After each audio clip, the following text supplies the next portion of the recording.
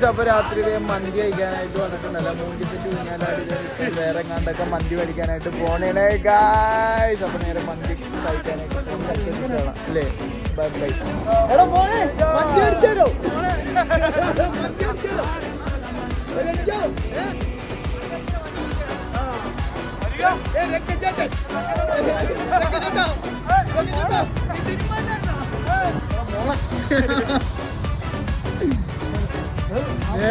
മന്തി ഇവർക്ക് എല്ലാവർക്കും ഭയങ്കര വായ്ഭാഗ്യമായി. കാരണം എല്ലായിടത്തും വെള്ളപ്പൊക്കമാണ്.